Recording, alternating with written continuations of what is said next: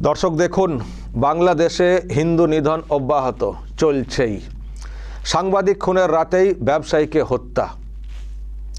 একের পর এক হিন্দু খুনের ঘটনা সামনে আসছে বাংলাদেশে। সংবাদপত্রের সম্পাদক ও ব্যবসায়ী খুনের কিছুক্ষণ পর দুষ্কৃতীদের হাতে বলি হিন্দু ব্যবসায়ী। যাচ্ছে তাই সব চলছে দর্শক বাংলাদেশে। আমি দেখতে পাচ্ছি অনেক সব ছবি সামনে এসছে। যশোরে যুবককে প্রকাশ্যে গুলি করে হত্যা, এবং আরও যাদেরকে এরই মধ্যে হত্যা করা হয়েছে তাদের সব ছবি দিয়ে আমি দেখতে পাচ্ছি যে গ্রাফিক্স প্লেট তৈরি করে সোশ্যাল মিডিয়াতে ছাড়া হচ্ছে। দেখুন, এটা একটা, আরও একটা দেখছিলাম এটা, এবং নিচে লেখা এরপর কার পালা। এরপর কার পালা, কারণ যেভাবে সব চলছে, একের পর এক যেভাবে সব ঘটনা হচ্ছে, এবং সাংবাদিক, হিন্দু সাংবাদিক, তাকেও ছাড়া হচ্ছে না। তো এরপর কার পালা, এই প্রশ্ন দর্শক উঠছে। আমি এ নিয়ে একটু কথা বলবো দর্শক। আমি সরাসরি বাংলাদেশে যোগাযোগ করেছি। ডক্টর কুশল বরণ চক্রবর্তী অনলাইনে রয়েছেন, দেখতে পাচ্ছেন। ডক্টর চক্রবর্তী, আমি তো আপনার সঙ্গে এর আগে কথা বলেছি, এবং আজকে তো যেভাবে সব দেখছি আবারও সব খুনের ঘটনা ঘটেছে। সাংবাদিক, সম্পাদক, তাকেও খুন করা হয়েছে। হচ্ছেটা কি ওখানে? মানে আপনারা, আমি জানি না আপনারা কিভাবে আছেন, কিভাবে থাকছেন। আমরা তো এখান থেকে খুব উদ্বিগ্ন হয়ে পড়ছি। একটু বলুন না, লাস্ট যে ঘটনা ঘটেছে, যেসব বিবরণ শুনছি আপনার মুখ থেকে জানতে চাই, যে সাংবাদিক, সম্পাদক তাকে খুন করা হয়েছে, আরও সব একটু বলুন তো আপডেটটা। দেখুন, এই যে এটা তো চলছেই, এটা অনেক দিন থেকেই চলছে। যখন পরিমাণটা বেশি হয়ে যায় তখন আপনারা বা মিডিয়া জানতে পারে। আপনি এই দীপু দাসের হত্যা পরবর্তীতে, দীপু দাস 18 তারিখ, 18ই ডিসেম্বর হয়েছে, এবং সেখান থেকে এই যে গত 6 তারিখের মধ্যে গতকাল পর্যন্ত দেখুন সেখানে 6 জন হত্যা হয়ে গেছে, যেগুলো আমরা জানি। আমরা জানি না এরকম হয়তো অনেক বাংলাদেশে কত প্রত্যন্ত এলাকা আছে যেখানে খাল, মানে একেবারে চর এলাকা, খাল বিল এলাকা, অথবা এমন সমস্ত অনেক অঞ্চল আছে যে অঞ্চলগুলো ওরকম জমানে, সেখানে এরকম জায়গা দেখেন যে কত মানুষকে এরকম কুপিয়ে রেখে দিছে, জখম করে রেখে দিয়েছে, যারা মৃত্যুর সাথে পাঞ্জা লড়ছে। এবং সবার গুলোতে দেখবেন যে সবার কিছু কমন বিষয় থাকে, এই কোপানো, আগুন দেয়া। মানে ভাবুন, এগুলো কিন্তু কোনো স্বাভাবিক মানুষের কাজ না, এগুলো প্রশিক্ষণ প্রাপ্ত কোনো মানুষরা এই কাজগুলো করতে পারে। আপনি একটা মানুষকে, আপনাকে যদি আমি এখনই যদি আপনাকে 10 লাখ টাকা দিয়ে যে একজনকে একটা কোপ দিবেন, আপনি পারবেন? পারবেন না কিন্তু। তাহলে এই মানুষগুলো কারা, যারা এরকমই, আমার মনে হয় যে প্রশিক্ষিত যে মানুষগুলো, এবং আপনি দেখুন যে ঘটনাগুলো ঘটছে সব এরকম নির্মম নৃশংস ভাবে বিষয়গুলো। তো এই সবকিছু মিলে আমি মনে করি যে প্রশাসনের তো একেবারে ব্যর্থতা চূড়ান্ত। মানে স্বরাষ্ট্রমন্ত্রী, স্বরাষ্ট্র উপদেষ্টা, যে আমি মনে করি তার বহু আগে পদত্যাগ, ওই দীপু ঘটনার সময়ই তার পদত্যাগ করা দরকার ছিল, কিন্তু তিনি এখনো তো পদত্যাগ তো দূরের কথা, তিনি ওই, এই যে এতগুলো ঘটনা ঘটলো, কোনো একটা জায়গায়, কোনো একটা স্পটে যায়ই নাই। বরঞ্চ আমরা দেখি যে যখনই এই হিন্দুদের উপর এই ঘটনাগুলো ঘটে, তখন এই ঘটনাগুলো দোষীদের যে তারা খুঁজে শাস্তি দিবে, দেওয়ার থেকে তারা তারা তখন বয়ান রেডিতে তৈরি থাকে যে কখন কাকে বয়ান দিবে। যেমন যেমন আপনার অমৃত মন্ডল মারা গেছে, হ্যাঁ সে সন্ত্রাসী ছিল, চাঁদাবাজি ছিল, অথচ আপনি তার ভগ্নিপতির সাথে, আমার একটা কথোপকথন, তার ভগ্নিপতি বললো যে তার সাথে আরেকজন ছিল, তার সাথে আরেকজন ছিল, সে সে হিন্দু না, সে ইসলাম ধর্মাবলম্বী। তো বললো যে সে কিন্তু অক্ষত আছে, যে চাঁদা, তার যুক্তি হলো যে চাঁদা বাজ যদি দুইজনকে ধরা হয় তাহলে দুইজনই তো সমানভাবে, দুইজনকেই এরকম জীবন মৃত করে ফেলার দরকার, দুইজনেই সমান আহত হওয়ার কথা, তাহলে একজন একজন পুরো অক্ষত আছে, আরেকজন মরে গেছে, এটা কি করে সম্ভব?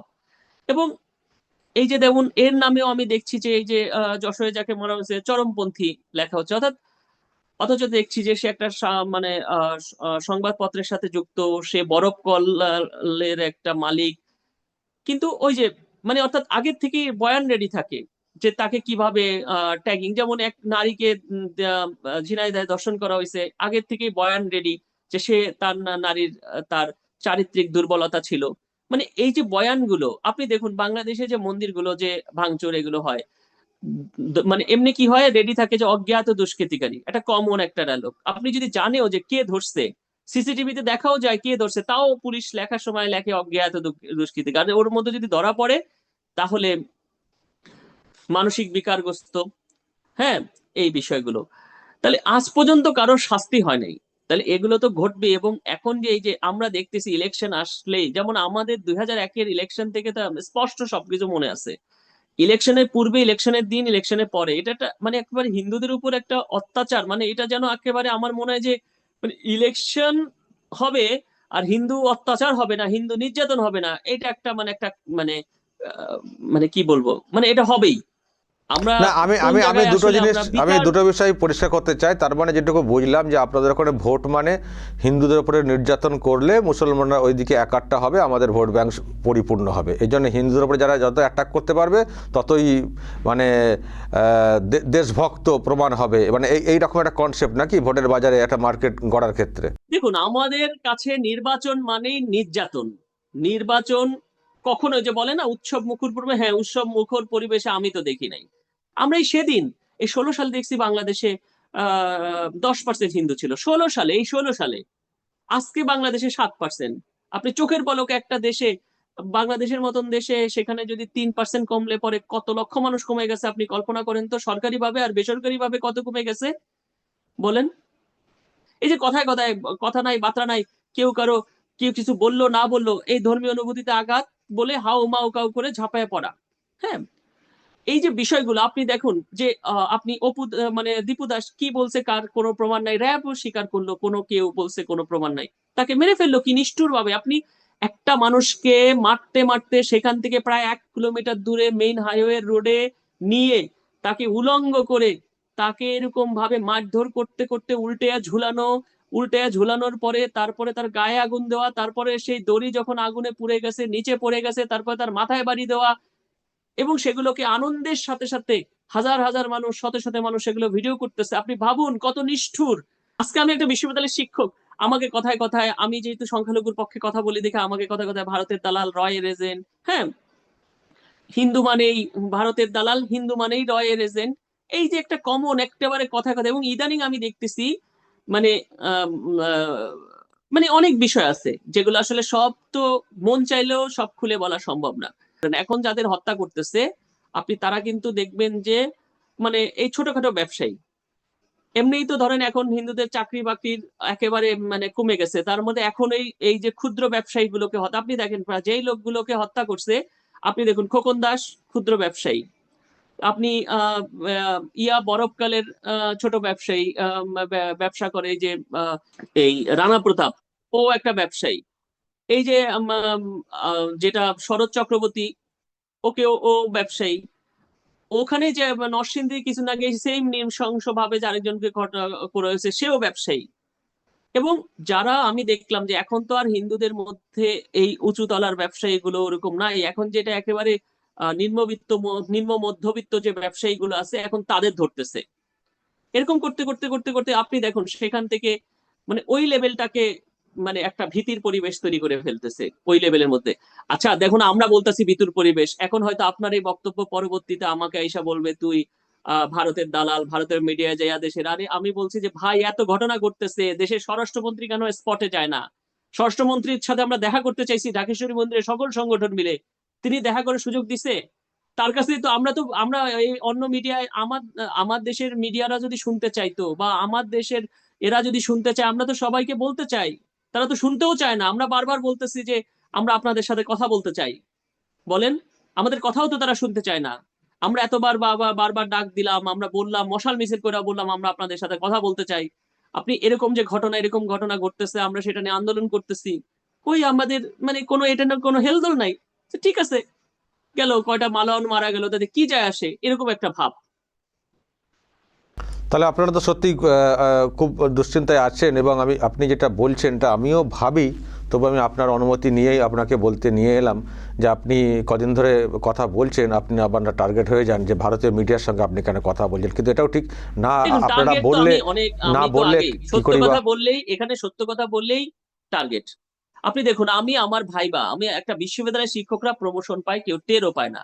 আমার সেই প্রমোশনে যেভাবে তারা মপ করলো, এবং এই মপ পরবর্তী তারা যা করছে, মানে আমি আসলে এবং এরপরেও কিন্তু নাম কেউ আসতে কিন্তু ওই প্রমোশন এগুলো বোর্ড এগুলো পরবর্তীতে নিচ্ছিল।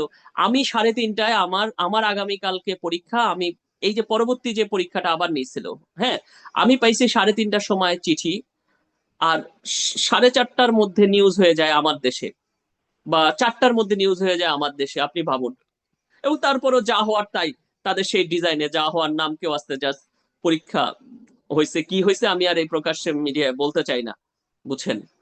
তাহলে এই যে আমরা যারা কাজ করি, আমাদের উপর যদি এত রকমের ষড়যন্ত্র হয় আমাদের উপর, তাহলে আমাদের সাথে যদি হয়, আমরা তাহলে আগামীতে হিন্দু সোসাইটির পরিবারের লোকেরা পাঠাবে কিভাবে তাদের সন্তানদের, যে এখানে শিক্ষকরাই তো নিরাপদ না, সেই প্রতিষ্ঠানে আমি আমার ছেলে মেয়েদের কেমনে পাঠাবো বলেন? ওকে, ওকে, আমি আপনার কথা শুনলাম এবং যেভাবে ওখানে একটার পর একটা খুনের ঘটনা ঘটছে, আমি সত্যি খুব আতঙ্কিত। এবং আপনি আরও একটা পয়েন্ট বললেন যে এখন যে সেকশনটাকে টার্গেট করা হচ্ছে, ক্ষুদ্র ব্যবসায়ী, ছোটো ছোটো ব্যবসায়ী, তারা এইভাবেই তারা সংসার চালান, বা তাদের উপরে হয়তো আরও 2-4 জন করে যুক্ত থাকেন, নির্ভর করে থাকেন। যদি এইরকম এই সেকশনটাকে টার্গেট করা হয়, তাহলে মানে এক তো মানে বলে না, ভাতে মারার দিকটাও তো হয়ে যাচ্ছে, শুধু যে পেটে দেখুন মারা। শফিক ভাই, আমি আপনাকে বলি, বাংলাদেশে আমরা ছাত্র জীবনে ঢাকা বিশ্ববিদ্যালয়ে যখন পড়াশোনা করেছি, আমরা দেখেছি ঢাকার যে সমস্ত প্রতিষ্ঠানগুলোতে, সেখানে আমরা ছাত্র জীবনে খাওয়া দাওয়া করতাম যেগুলো নো বিফ ছিল, এগুলো ঐতিহ্যবাহী, বহু পাকিস্তান আমল থেকে এই সমস্ত প্রতিষ্ঠান, বা স্বাধীনতার পর থেকে ওই সমস্ত প্রতিষ্ঠানে নো বিফ ছিল, পুরান ঢাকার যেগুলো ঐতিহ্যবাহী প্রতিষ্ঠান। প্রায় প্রতিষ্ঠানগুলোতে আমরা এই যে জায়গা দেখলাম আমি ইদানিং কালে, সবগুলোকে এই তাদের জোর করে, ভয় ভীতি দেখে করে, সেখানে কিন্তু জোর করে বিপ ঢুকানো হয়েছে। মানে বাংলাদেশে তো সকল প্রতিষ্ঠানগুলোতে কিন্তু, প্রায় হোটেলগুলোতে বিফ আছে। তাহলে যেই সমস্ত প্রতিষ্ঠান ট্রেডিশনাল এতদিন নো বিফ করে চলছে, তাদেরও কিন্তু আপনি জানেন যে 5ই আগস্ট পরবর্তী কিন্তু এই মব নিয়ে নিয়ে এই সমস্ত দোকান, এই হোটেলগুলোতে যাওয়া হয়েছে। কেন বিপ? একটা দোকান মালিককে জোর করতেছে যে বিপ করতে হবে, কারণ কি? এটা এক রকমের একটা, মানে অন্য রকমের একটা আনন্দ, যে না, এই বিপে হিন্দু সম্প্রদায়ের মনে আঘাত লাগে, তাহলে আমার বিপ লাগবেই, আমার খেতেই হবে। তাহলে এই যে বিষয়গুলো আজকে আমাদের, আমরা যে বলবো যে আমাদের হোস্টেলগুলোতে আমাদের ছাত্ররা, আপনি জানেন যে হিন্দুরা, হিন্দু স্টুডেন্টরা প্রত্যেকটা বিশ্ববিদ্যালয়গুলোতে, যেগুলোতে জগন্নাথ হলে যেমন আলাদা থাকে, কিন্তু একসাথে যখন কম্বাইনলি ছাত্ররা থাকে, সব হোস্টেলগুলোতে আপনার বিপ আছে। তাহলে একই সাথে আপনি জানেন যে গরুর মাংসের ছোঁয়াও কোনো হিন্দুরা খায় না, তাতে তাদের স্বাভাবিকভাবে একটা, মানে একইভাবে যদি একজন মানে এই দেশের সংখ্যাগরিষ্ঠ, যদি এদেরও চিন্তা করা উচিত যে ওই পাশের পাতিলে যদি শুয়োরের মাংস রান্না করা থাকে, আমি খাবো খাবো না, তো ইজিলি, হ্যাঁ গরুর মাংস, তাতে কি হয়েছে, তুমি তোমারটা খাও, তুমি তোমার জন্য ডিম করা হয়েছে, তুমি করো। হ্যাঁ, তাহলে এই যে বিষয়গুলো, আপনি প্রত্যেকটা শিক্ষক লাউঞ্জে দেখবেন বিভিন্ন ইউনিভার্সিটিতে, সেখানে বিপ করে। কত বিশ্ববিদ্যালয়ের শিক্ষকরা আমাদের বলে যে ভাই দুপুরে যে যাই, যে একটু লাঞ্চ পর্যন্ত করতে পারি না, সেখানে দেখা যায় শিক্ষক লাউঞ্জ 5টা 6টাতেই বিপ লাগবে। কেন একটা লাউঞ্জ তো অন্তত বিপ ছাড়া করতে পারে? এতটুকুর মানবিক বোধ যদি না থাকে, খালি কথায় কথায় লেকচার, আর কথায় কথায় কোন জন্মে কোন জায়গায় এখানে কি হয়েছে, কোন জন্মে ভারতে কোথায় আকলাকরে মারা হয়েছে, খালি ওই ওই ওই ওইটাই দিন রাত্রি ওইটা টেপ রেকর্ডার মতন বাজানো। তাহলে এই যে মানুষগুলা, এই মানুষগুলা, যেই মানুষগুলা একটা মানুষের, শোনেন, কোনো একটা মানুষের, সে হয়তো সে বলতেছে যে আমি কারো অন্যায় করি না, আমি মানে কারো গলায় কোনো একটা মুরগির গলাতেও আমি ছুরি দিই না, এগুলো ঠিক আছে মানলাম, কিন্তু সেই মানুষগুলাই আবার বহু মানুষকে যখন তার কথার বয়ান তৈরি করে বিপদের দিকে ঠেলে দেয়, তো সেই মানুষগুলো আরো বড়, আমি মনে করি ওই একটা মুরগির হত্যার চাইতে এটা আরো বড় একটা বিষয়, এটা একটা গণহত্যার মতন। তারা এই যে কথার বয়ান তৈরি তৈরি তৈরি করে, এই যে একটা সংখ্যালঘু শ্রেণীকে প্রান্তিক থেকে আরো প্রান্তিকে নিয়ে যাওয়া, এটা কি কোন জায়গার মধ্যে পড়তেছে বলেন তো? একটা মানুষের যদি সুস্থ বিষয় থাকে, আপনি মানে এগুলো এগুলো তো বিষয়গুলো, তাহলে এই এই জায়গাগুলোতে কারা দেখবে একটা রাষ্ট্রের? আমি আমি এই যে আমার সমস্যাগুলো, আমি একটা দেশের কোথায় যাই, আজকে যদি সংখ্যালঘু মন্ত্রণালয় থাকতো, আমার মন্ত্রী থাকতো, তার কাছে যাইতে পারতাম। মন্ত্রী আছে, সংখ্যালঘু মন্ত্রণালয় মানে ইসলামিক মন্ত্রণালয়, সেখানে কোটি কোটি টাকার বরাদ্দ হয়, সবই শুধু শুধু তার জন্য। তাহলে এই যে বিষয়গুলো, তাহলে মানে ধর্ম আমি যে, আমি যাইয়া আমি কোথায় বলবো, আমরা যে আমরা এতদিন যাবত, আজকে দেখেন এই দীপুর, এটা নিয়ে আমরা দীপুর পরিবারের সাথে সাথে গেলাম, এটা করলাম, ঢাকায় আমরা মশাল মিছিল করলাম, প্রেস কনফারেন্স, মানববন্ধন, কত কিছু করলাম। আমরা বললাম যে আমরা সরকারের সাথে কথা বলতে চাই, কিন্তু এরা কেউ ডাকছে, পাত্তা দিচ্ছে না, মানে এরা, এদের কাছে কোনো হেলদোলই নাই। ঠিক আছে, এরা চিৎকার করুক, তাতে কি যায় আসে? তা এরকম হলো বাস্তবতা। আপনি অনেক বিষয় আছে, আমি মানে মানে আমি বলবো যে যারা বাংলাদেশের যারা দেখতে তাদের বলবো যে ভাই, আমরা প্রতিবেশী বিষয়গুলোকে মানবিক ভাবে, একটা প্রতিবেশী আরেকটা প্রতিবেশী, এই যে খোকন দাসকে প্রতিবেশী হত্যা করছে, একটা প্রতিবেশী এত নিষ্ঠুর কেমনে হয়? পার্শ্ববর্তী প্রতিবেশী যদি এত নিষ্ঠুর হয়, মানুষ বাইচে থাকবে কেমনে? আজকে এই যে ব্রজেন বিশ্বাস, যেটা ওই ময়মনসিংহের ভালুকাতেই দেখেন, সেও গার্মেন্টস এর কর্মচারী, তাকে তার কলিগ নোমান, হ্যাঁ দাদা একটা গুলি করে দেই, যেমন ভাবে মানুষ মজা করে না, মজা করে যেমন মানুষ পাখি শিকার করে, সেরকম ভাবে মানে বোজেন দাস সে বলে দাদা একটা গুলি করে দিই, বইলা গুলি করে দিছে, মানে এটা তার পরে যে আমি বুঝতে পাইনি এটা মজা ছিল, মানে হিন্দুদের উপর হিন্দুদের গুলি করে দেওয়া এটা মজা না? তাহলে এই যে দাদা গুলি করে দিই, সেটা যদি মজা হয়, আরে চাপকাইয়া আরে কি করা উচিত আপনি ভাবুন, আরে তো ক্রস ফায়ারে করে দেওয়া উচিত। বলেন, উল্টো নিউজ আসছে যে সে বুঝতে পারে নাই এখানে গুলি ছিল। তাহলে তাহলে এই যে বিষয়গুলো আপনি আপনি আপনি দেখুন যে আপনি ইয়াকে যে কাণ্ডগুলো করছে দীপুর সাথে, তার তার ওই গার্মেন্টস কর্মীরাই তো করছে। তাহলে আপনি কি পরিবেশে, আমি এই পরিবেশে আমি চাকরি কেমনে করব, আমরা চাকরি কেমনে করব? যে পুরো আপনার যদি পার্শ্ববর্তী পরিবেশ যদি এরকম দূষিত করে ফেলা হয়, মানুষ বেঁচে থাকবে কেমনে? বলেন। তাহলে সেটা একেবারেই কে দেখবে? এই যে আমার এই কথাগুলো কে দেখবে? রাষ্ট্রের প্রশাসন দেখবে, প্রশাসন উদ্যোগ নিবে। বলেন।